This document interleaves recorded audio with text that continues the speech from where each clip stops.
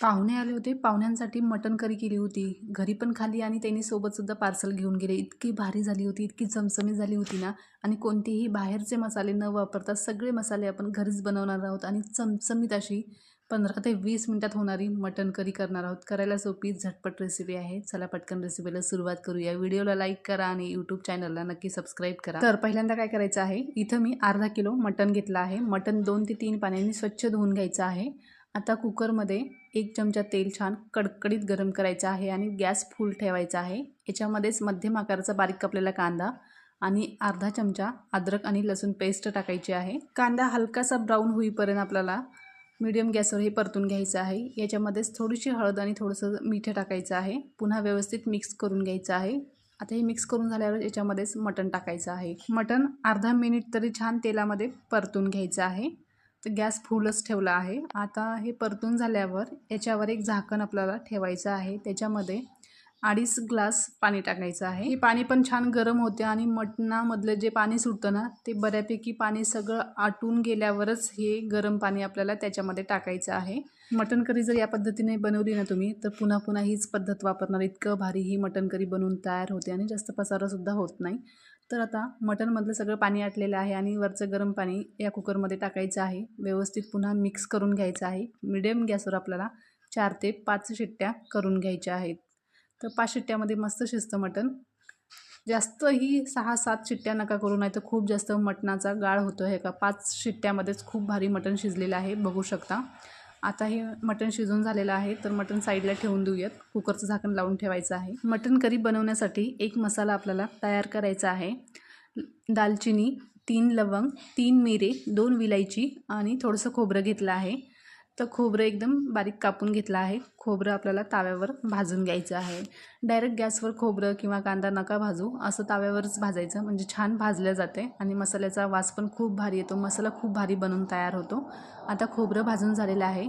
या चमच्याने 1 चमचा फुटाणे घेतले आहेत. फुटाणेसुद्धा आपल्याला छान खमंग असे भाजून घ्यायचे आहेत. आता छोटा 1 चमचा जिरं घेतलं आहे. जिरंसुद्धा खमंग असं भाजून घ्यायचं आहे. आणि जे आपण खडे मसाले घेतले होते ते मसालेसुद्धा ह्याच्यामध्ये टाकून मसालेसुद्धा व्यवस्थित भाजून घ्यायचे आहे. जर तुमच्याकडे खसखस असेल ना, तर खसखस 1 छोटा चमचा टाका आणि ते सुद्धा ह्याच्यासोबतच भाजा. कारण माझ्या इकडे खसखस मला मिळाली नाही, म्हणून मी इथं स्किप केली आहे. तर आता 2 चमचे, ह्याच चमच्यानी 2 चमचे तीळसुद्धा टाकले आहेत. तीळसुद्धा आपल्याला खमंग असे चटचट आवाज येईपर्यंत भाजून घ्यायचे आहेत. जास्तही तीळ नका भाजू, नाहीतर मसाल्याला कडवट चव येईल. तर तीळ जास्त भाजले की थोडे कडू लागतात, म्हणून थोडेसे हलकेसेच भाजून घ्यायचे आहेत तीळ. आता मसाला आपला भाजून झालेला आहे. खडे मसाले प्लेटमध्ये काढून घेऊया. तर आता त्याच ताव्यामध्ये 2 मोठ्या आकाराचे कांदे कापून घेतले आहेत. कांदेसुद्धा आपल्याला तेल न टाकता भाजून घ्यायचे आहेत. जर तुम्हाला व्हिडिओमध्ये काही कळालं नसेल तर कॉमेंट करून तुम्ही विचारू शकता. तर कांदे छान मीडियम गॅसवरच आपल्याला भाजून घ्यायचे. आता कांदा भाजून झालेला आहे. तर इथं 10 ते 12 लसूण पाकळ्या घेतल्या आहेत. ते सुद्धा आपल्याला हलकेशा भाजून घ्यायच्या आहेत. आणि 1 इंच आल्याचा तुकडासुद्धा घेतला आहे. ते सुद्धा आपल्याला भाजून घ्यायचं आहे.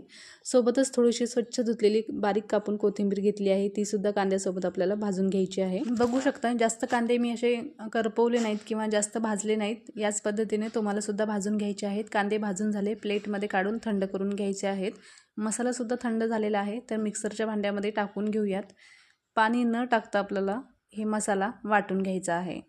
तर बघू शकता, मसाला वाटून झालेला आहे. या मसाल्याचा खूप भारी वास येत आहे आणि हे मसाला महिनाभर तुम्ही स्टोर करून ठेवू शकता. खराब होत नाही, बिना फ्रीजचा सुद्धा छान राहतो हे मसाला. तर मस्त असा खमंग मसाला बनवून तयार झालेला आहे. तर हे मसाला वाटीमध्ये काढून घेऊयात. तर आता पुढची तयारी करूयात. तर गॅसवर कढई ठेवली आहे. त्याच्यामध्ये 4 ते 5 चमचे तेल टाकायचं आहे. तेल गरम होण्यासाठी ठेवायचं आहे. तोपर्यंत आपण कांदा पण थंड झालेला आहे. आता कांदा, लसूण, आलं आपण हे सुद्धा मिक्सरमध्ये पाणी न टाकता एकदम बारीक अशी पेस्ट आपल्याला बनवून घ्यायची आहे. तर बघू शकता, कांदा आणि लसूणची पेस्ट आपली बनवून तयार झालेली आहे. आणि तेलसुद्धा छान कडकडीत गरम झालेलं आहे.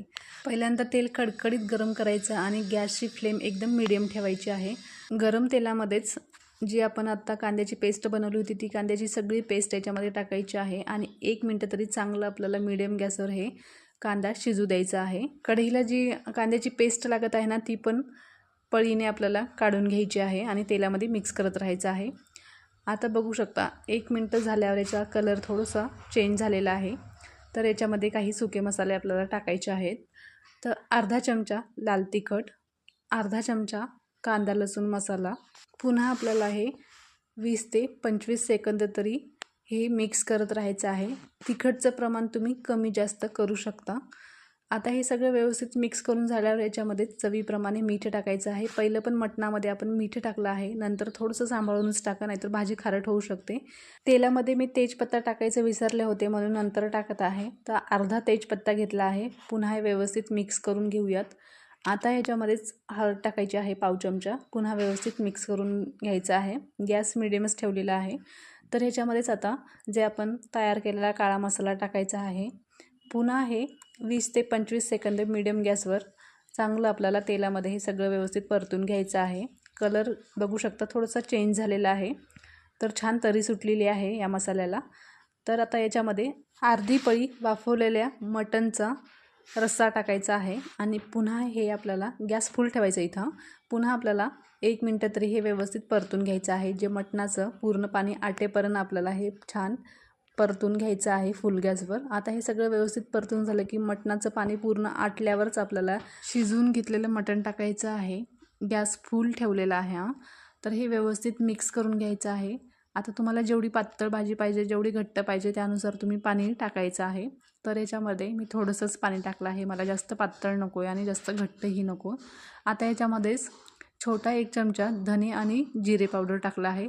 त्याच्यामध्येच छोटा अर्धा चमचा गरम मसालासुद्धा टाकला आहे आणि थोडीशी स्वच्छ धुतलेली बारीक कापून घेतलेली कोथिंबीर टाकायची.